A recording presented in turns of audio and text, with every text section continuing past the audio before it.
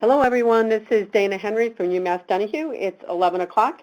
We are the hosts for the webinar, and this is the Healthy Lawn Happy Summer Toolkit informational webinar on the toolkit, and this has been sponsored for the last 2+ years from the Massachusetts Department of Environmental Protection.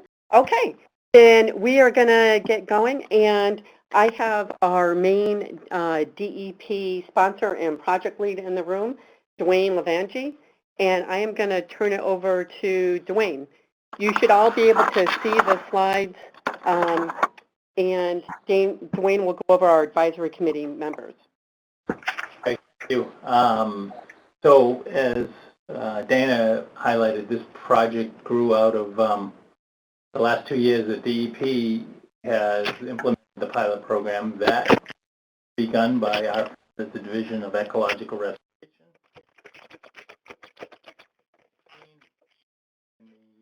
The Switch watershed. So Michelle Craddock from the Division of Ecological Restoration was a key piece of our design team. As you heard, Ann Carroll and Sarah Cohen from DCR have been active participants. UMass has contributed Ezra Markowitz as a participant, and Dana has been our on here. Action Research has been the consultant on this project from 2017 through 2019. Ably led by Caitlin. Can you speak a little louder? Okay, ably led by Caitlin Phelps, who's been the lead for Action Research, and assisted the others within the company as reflected. Okay. So we also have had 2 pilots. Both pilots had 3 participating towns.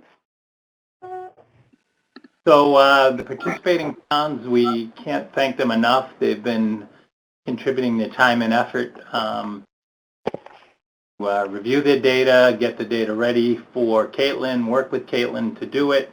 So we thank them. We thank 3 of the towns for participating both in 2018 and 2019. They include the Aquaria Water Company, which represents Hingham. In this case, it was done in Hingham. Steve Olson and Jane Bullock from the Aquarian Water System. From Concord, Alan Cathcart and Melissa Simoncini have been key pieces of this. And a third participant who's participated all 3 years is West Springfield, Jeff Auer. They've done it the last years as well. In 2019, we've added Easton, which is Jack Marsh, Hanover, Neil Merritt, and Westford, Steve Cronin and Mark Warren have been participating. Again, thank you all for your time and helping to develop this permitting tool. Great. This is Dana Henry again from UMass Donahue. I did want to say that we're going to save time at the end of the webinar for question and answers. However, during the webinar, if you have a pressing question, please don't hesitate. You can either unmute yourself and speak up or type in the chat box. Please do mute yourself during the webinar to decrease background noise. I also did want to let you all know that the webinar is being recorded, so hopefully everyone's okay with that. And with that, I'm going to turn it over to our lead consultant from Action Research, Caitlin Phelps. The goals of this project, so this project at DEP grew out of, in 2017, we were petitioned to condition registrations. We chose not to do that at that time, but we did recognize and have always recognized we're trying to provide tools for public water systems to help them use their water as efficiently as they can. So the goal of this project was to help reduce summer water use, and thanks to the work, and it's not surprising, but thanks to the work that Michelle and DER did, we built upon that and tried to attack the large users in the community. So that's what really where this project is trying to identify your large users, go after them to get them to make the resulting changes in their summer lawn watering. The communities that were chosen for this have relatively higher than normal seasonal spikes. We were looking at ratios of water use, and they were all on the high side. So we asked all the towns who were participants if they were willing to do so, and they thankfully helped to participate. Another key component of why this is helpful for the water suppliers is if you're not meeting specific performance standards in your permit, and that the one most relevant is your residential gallons per person per day, you are required to meet 65, and if you don't, you're supposed to develop a compliance plan. Implementing a program like this be a very strong piece of a compliance plan. So it provides that benefit. Likewise, our new regulations adopted in 2014 required water withdrawers, groundwater withdrawers in certain areas, and most of our groundwater withdrawals are in areas of significant August net depletion. I'm happy to answer the details around that, but if you're in one of those, you will be asked to develop a minimization plan. Minimization is about trying to limit your water use to the extent feasible, and this is would be a pretty strong piece of a minimization plan. So by doing this, you may kill two birds with one stone, is I guess how I describe it. Our goal of this project was to create something that is relatively easy to implement, that you can do it. We'll talk at the end about we are offering some technical assistance, in minimal technical assistance in this case, but the real idea was this was something a supplier could do year in and year out and choose to do as they wanted to. So those were our end goals: reduce summer use, give you something you could use, and provide some incentives to do so, the minimization and compliance plan. So I think that Caitlin will take over from here. Great, thank you, Dwayne. Well, thanks everyone for joining us, and thank you, Dana and Dwayne, for setting that up. So I am Caitlin Phelps. As mentioned, I am a Senior Project Manager at Action Research, and we're an organization that seeks to help groups that want to motivate voluntary environmental or health behavior change by helping better understand why aren't people already taking the action, what benefits are most important to them about taking that action, and then how do we design programs using social science and marketing to motivate behavior change and see results, the environmental outcomes we're looking for. So we developed this program specifically looking at foundational research on summer lawn watering in the state of Massachusetts. What barriers do people see? What benefits do they see as important to reducing their lawn watering? And how can we design a program that effectively motivates behavior? So that's where the Healthy Lawn, Happy Summer program was developed. So I'm going to go through an overview of what's in the toolkit, what's being provided, and why it's formatted the way it is, and then we're going to hear more about the technical assistance and hear from some of our pilot cities or towns. So the overview of the program is it's 3 mailings to your target audience, which we'll talk a little bit about later, but focused on first sending a program announcement postcard. So this is just a piece to catch an eye, get people to open the letter when it eventually comes to them. The first round of outreach has a first cover letter introducing the program, a informational flyer, and then a feedback sheet on their water usage, that individual household water usage as compared to their neighbors. And then a second round of outreach with a slightly updated cover letter for the middle of the summer, and then the same flyer and feedback sheet.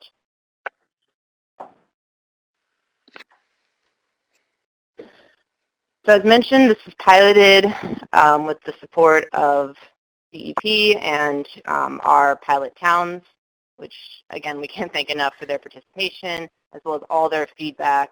As Dwayne mentioned, one of the goals is really to create something that was easy, for towns and water suppliers to implement, which really could only be done with feedback from these towns and water suppliers on what was difficult, what was easy, and what they needed. So in 2018, we piloted with Concord, West Springfield, and Hingham, represented by Aquarian Water Company. In 2019, we added Westford, Hanover, and Easton.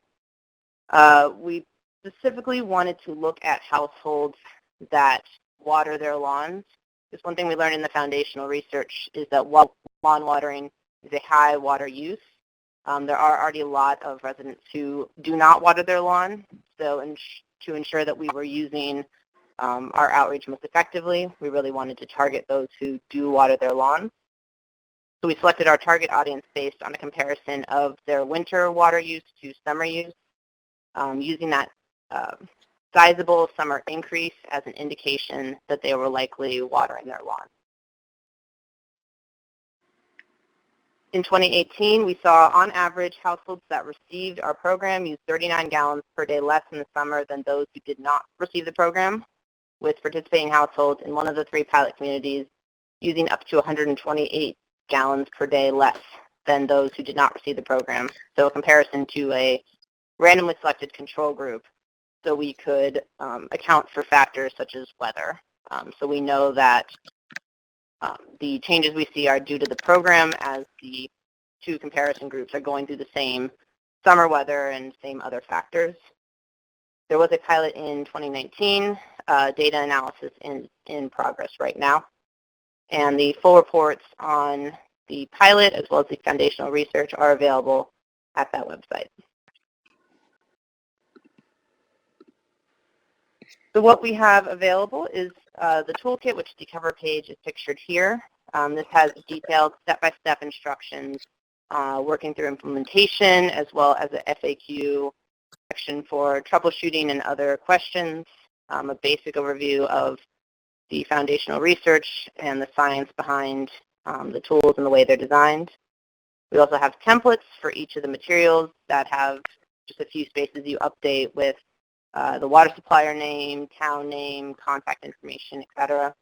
And then planning documents to help you implement the program more easily. I'm going to go through first the planning documents, then the templates, and talk about finally the program that helps generate the audience selection and the feedback sheet. So the first planning document is a project plan. So this sketches out major tasks, which are the pink lines, and then subtasks, which are the white, setting a start date, end date, and then you can set a responsible party. So this is just an organizational tool. It's a Word document, so editable. You can change up the tasks that to meet what you need to do. So if you have a specific printer to send to, or a specific person to request your data from, you can edit these tasks, but really meant to help lay out what needs to be done and move through that in an organized fashion. We also have a resource estimator. So this is based on our estimates of staff time and direct costs. You may have different ones depending on if you have specific printing deals with local printers, or if you print internally versus externally. But it's just meant to be a guide to approximately how much time and direct cost to budget. You can change the number of households that you're sending to in that top corner and the relevant fields update. Finally, the last planning document is the data format. So as I've mentioned briefly, there's a audience selection and the individual feedback sheets. So those 2 things are both generated based on your town's actual water data. So you put, basically it gets uploaded into a program that is provided as part of this package and analyzed. So for the program to read your data, it needs to be formatted in a specific format. in the toolkit, there's step-by-step questions about how to put this in here and clarifying things about any of these columns. But in essence, just putting in the format of the mailing address, zip, state, city, the date of each reading, and this is from the year before you're implementing, so for 2020, it'd be your 2019 data, the usage that was recorded, and the unit that that usage is in. So going through the templated materials, so this is the program announcement postcard. This is for year 1, so it just has that word introducing in front. The year 2 doesn't have the word introducing. You'll see highlighted in yellow just a couple places that get updated with localized information, supplier name, town name, contact person for the program, and then the gray box would be your supplier logo. Again, just meant to kind of call attention to that there's new information coming, a new program coming, be on the lookout for the envelope. And the localized information just, again, provides a little more credibility to speak to this is actually coming from your town and not some kind of scam or someone trying to sell you something.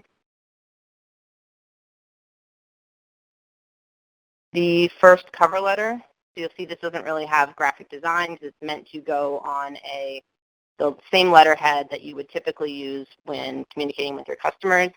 Again, to speak to the credibility, this is a communication from your water supplier and not from someone trying to sell you something. Again, in yellow, the few places to update. This just goes through the goals of the program, assist residents in saving water and protecting the environment while keeping their lawns healthy. As a community, we have a finite amount of water, even in years where we receive average rainfall, important to conserve.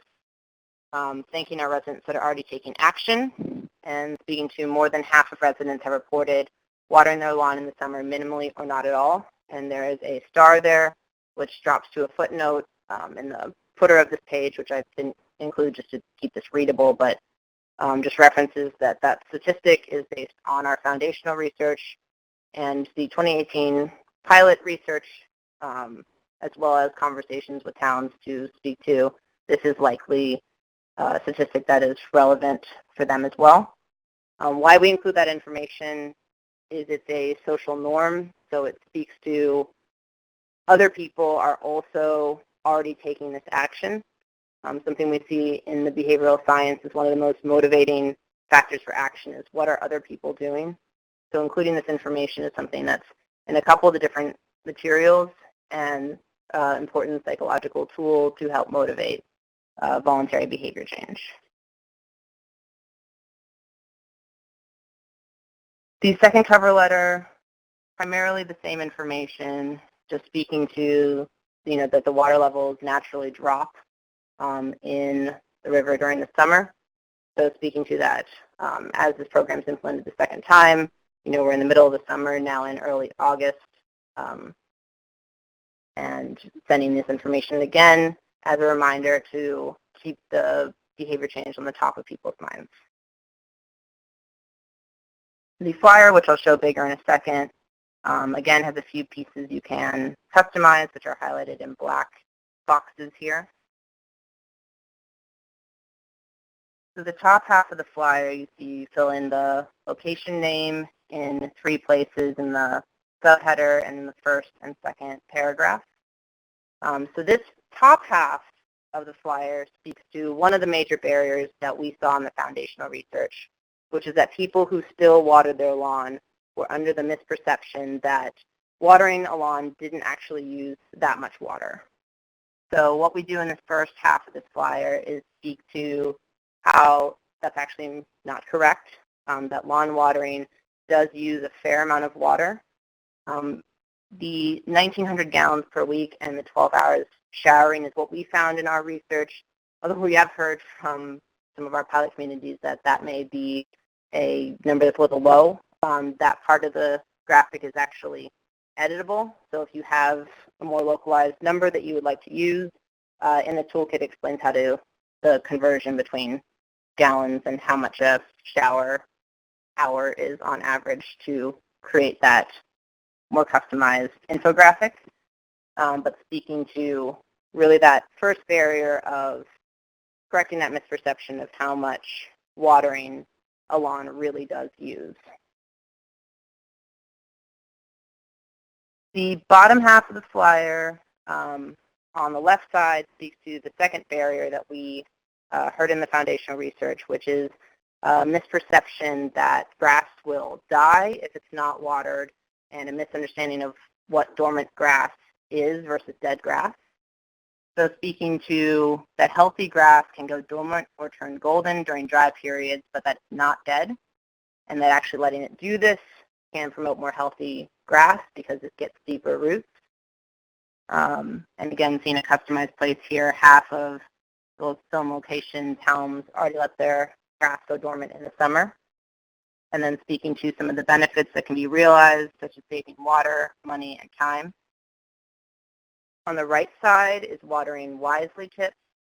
So it starts with, that healthy established lawn will likely not need irrigation, but of course we all know that, there are summers with very little rain, with droughts. You might not have an established lawn yet. So if people really choose to water, giving them some tips on how to do it more wisely. So times of day to water, watering infrequently and deeply to encourage deep roots, keeping grass long to stay healthy, leaving grass clippings on the lawn, using water sense labeled controllers, and telling your lawn crew to follow these guidelines. And that first, number one under Water Wisely is, again, customizable. So you can change that 9 a.m. or 5 p.m. to match your local water restrictions. Of course, if you are telling people not to water after 8 a.m., you don't want to be sending material that conflicts with that. The gray box there is for your water supplier logo. And the website at the bottom can also be updated. We have it just filled in automatically with an EPA website, but if you have a local supplier website on water conservation or on your water restrictions, you can have that included instead.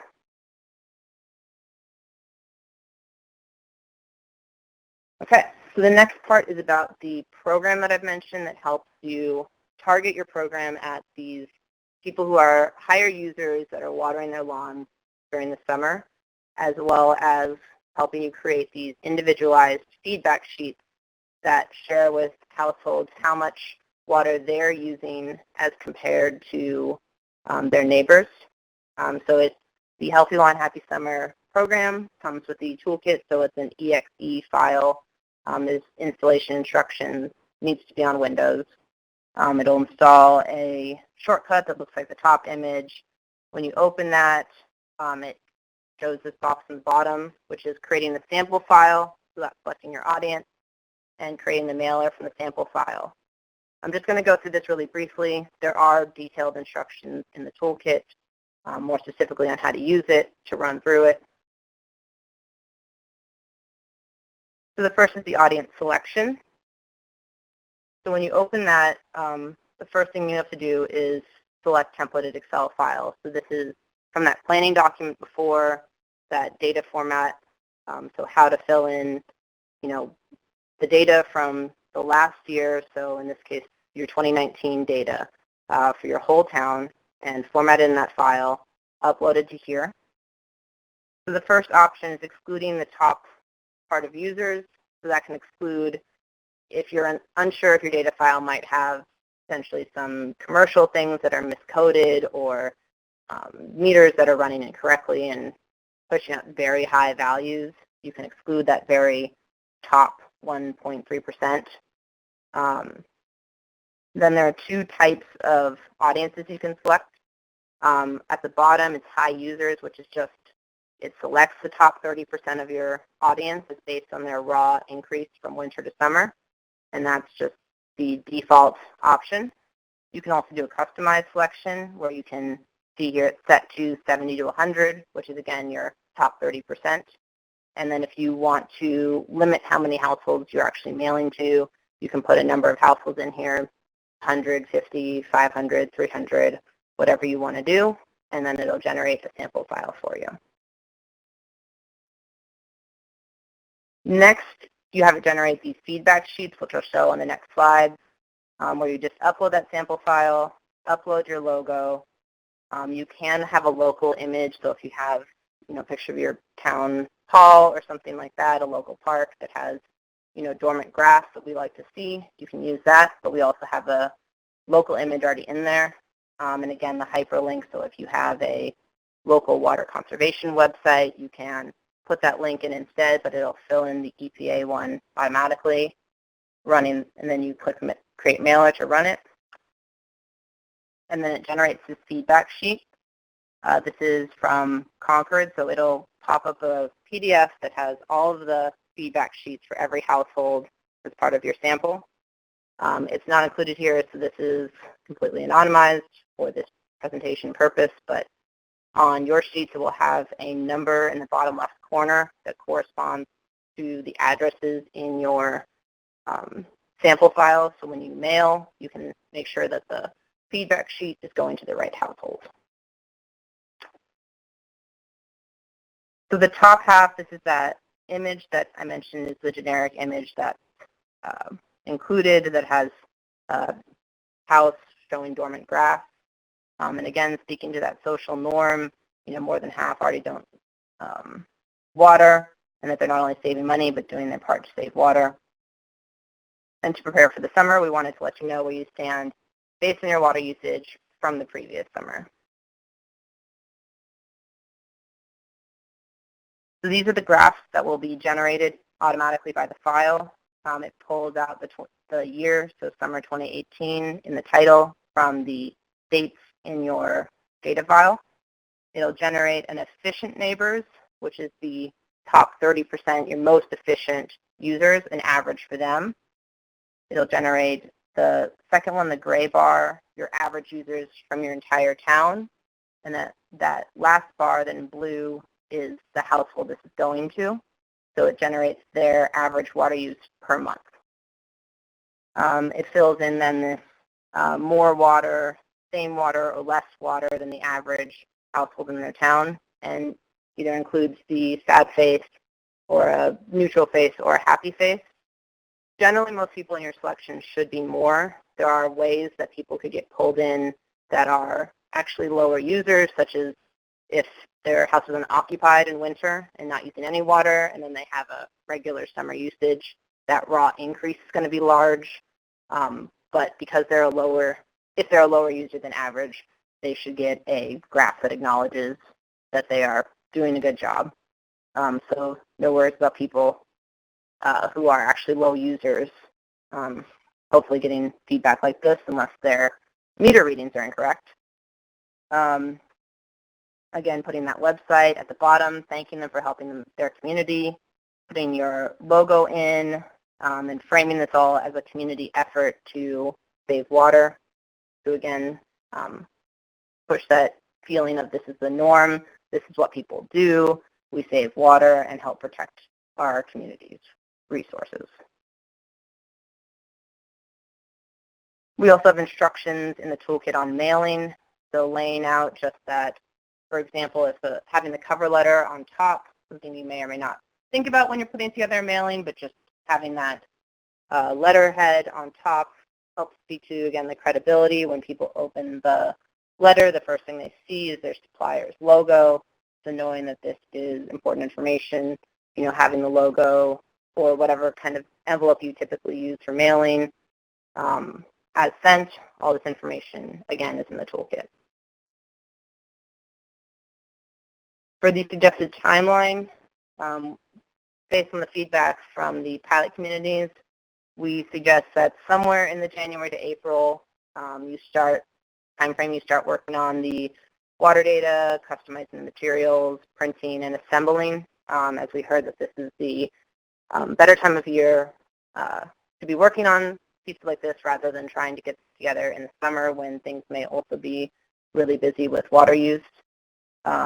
In our pilots, we actually sent things out in late May, but again, based on feedback from the towns, hearing that end of April and early May would be a better time to send to make sure we get ahead of people establishing watering habits for that summer, and then sending that second mailing in early August once people have are into the summer, reminding them of the message again. As while we think about water all the time, it may drop to the lower scale for residents. So the toolkit is available on that same website. I believe Dana already sent the slide around, so these links should be available to you. And as mentioned, the toolkit includes detailed instructions and FAQ, the science behind the work, and the summary of the 2018 pilot results. And Dwayne, do you want to say anything in particular about this, or do you want me to run through it? No, I'll go through it.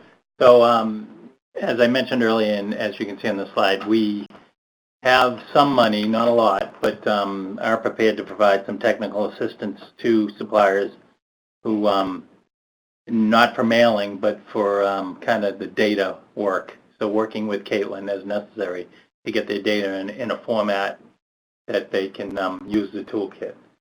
So the RFI, the request for interest, is now available. It's on our website. It will run through January 15th. We are scheduled to have a second webinar on January 8th. And at that point, folks will have an opportunity. We'll have had 2 months if you wanted to kind of play around with the toolkit, to come back and ask maybe more detailed questions in that webinar. And also to perhaps get a sense of whether you're going to proceed with the RFI. The review criteria for the RFI, we're going to want to make sure that you have the ability to provide the data needed.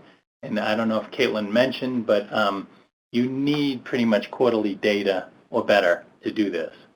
So we're going to be wanting to see if you have quarterly data or monthly data.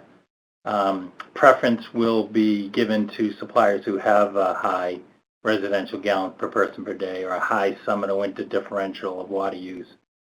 We want to see what efforts you may have done in the past, and we'll review the quality of the proposals as a whole. The needs are, it's a relatively easy request. We want 2 pages, a short statement on how the supplier would benefit from this.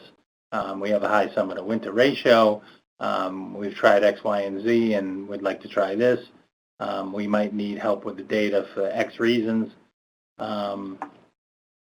And make sure you're committed to seeing it through once we provide the technical support. So it's available.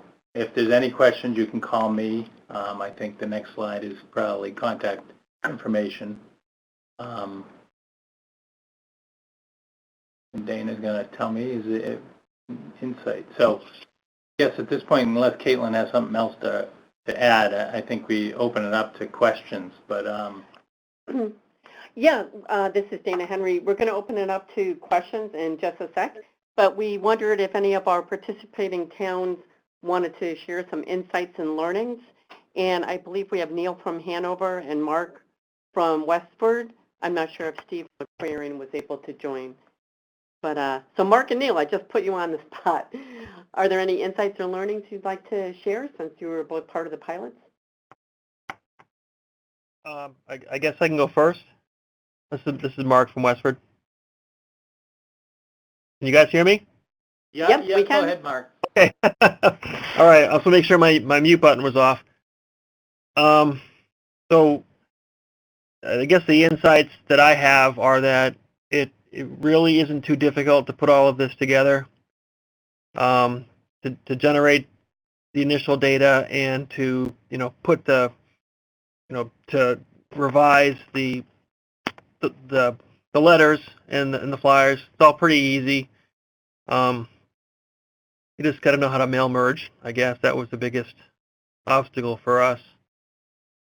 I didn't feel it was that much of a burden to do this program.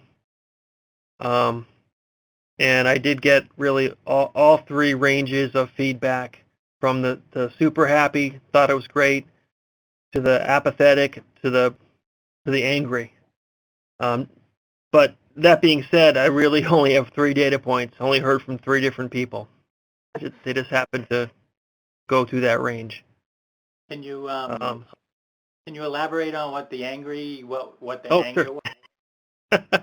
Yeah, well, one of our unfortunate operators was working on a hydrant, and it happened to be near a house that had received received these mailings.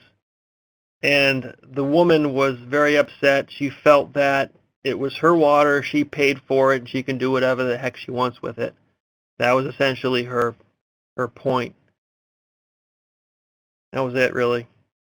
Wow. Okay, so it wasn't the message. It was, don't tell me how to use my water. Correct. Exactly correct. It wasn't the specifics of the graphics or anything. Okay, thank you. No, not really. We will share other insights from the towns and the report from the second pilot when it's available. And right now we wanted to turn it over to you to see if you had any questions or questions about the toolkit, about how to use it, about any challenges, or any questions you might have about the RFI. So we know we have a number of towns, Sterling, Medway, Lakeview, Worcester, Falmouth, Ipswich, Boston, Natick. If anyone has any questions right now, let us know. You can either unmute yourself or you can type in the chat history. One question that came up in a recent presentation that Dwayne made was about pool usage. Well, question came up about the assumption. What the comparison is the comparison to the summer use of the prior calendar year, and the comparison between the summer and winter water use. So we looked at, for 2019, we looked at the water use in 2018 and compared what people used in the winter to what they used in the summer. The question became, okay, it's a high summer to winter, but why the assumption that it's lawn watering? The issue was raised was pools could have a significant driver in that, and I can't dispute that. But our assumption was if their use went up that much in the summertime, that it was primarily driven by lawn watering. So I can add a little bit to that, Dwayne, too. When we did our foundational research with the Division of Ecological Resources primarily in Topsfield and Wenham, we looked at prioritizing different potential behaviors that could be driving summer water usage, from pool filling to even more specific lawn watering around irrigation as compared to just general lawn watering. And what we found was that while both pool filling and then pool topping off for evaporation and such are things to do increase in the summer, the number of pools that were reported as compared to the number of people that lawn water really helped us prioritize lawn watering over the pool filling. Well, definitely that is something that increases in the summer.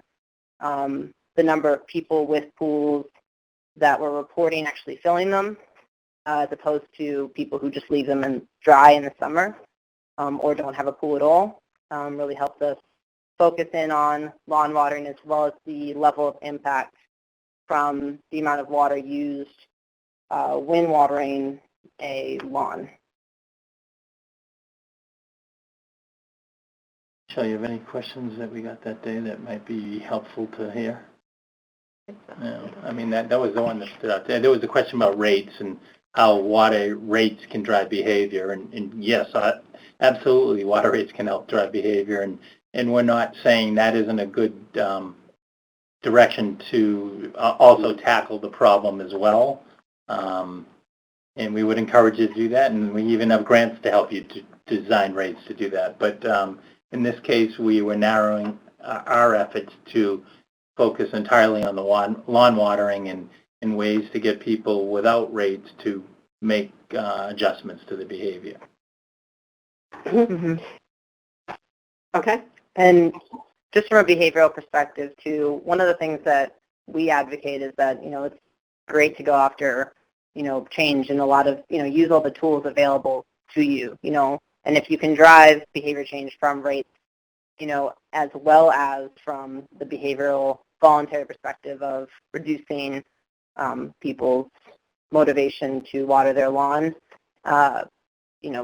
just another tool to get at people in different ways and hit at different potential motivations. Okay. Great. So hence the focus on healthy lawn, happy summer, and the focus on reducing lawn watering.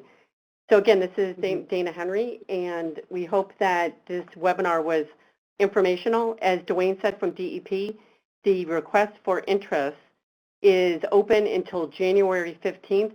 Specifically, that is for towns that do want to try to implement the toolkit and do think they might want some technical assistance in gathering and using the appropriate data and usage data. So please look at the RFI because you want to look at it and see if you have any questions. And that is why we're holding a second webinar on January 8th to specifically answer questions on the RFI, or even if you don't think you need technical assistance, but you do think you want to implement the toolkit, which we suggest you do pretty much right after January in the early springtime, if possible, or late winter. You might also want to jump back on the webinar just to ask questions before you actually implement the toolkit. So in closing, we have recorded the webinar. We will send the slides around as well as the flyer, and you can also download it, as you saw on the slides, from the website. To ensure that you receive the slides, if you want to email your email address to me at dhenry@donahue.umassp.edu. We did have a couple of towns join us today that actually weren't on our expected list, which is great. And with that, Dwayne, would you like to close? Yeah, again, this is not a requirement. This is totally a tool to help you guys in your efforts to curtail summer lawn watering. Again, we've tried to incentivize it with it meeting some other needs you may have in your permit. So again, if you have any questions, I'll give you my phone number now. Feel free to call me. My number is 617-292-5706, and we look forward to working with you on this. Caitlin, would you like to say anything, or? No, just thank you again to our pilot towns, and I'm really excited to see this go live. So thank you. Okay. Thanks, everyone. Have a good afternoon.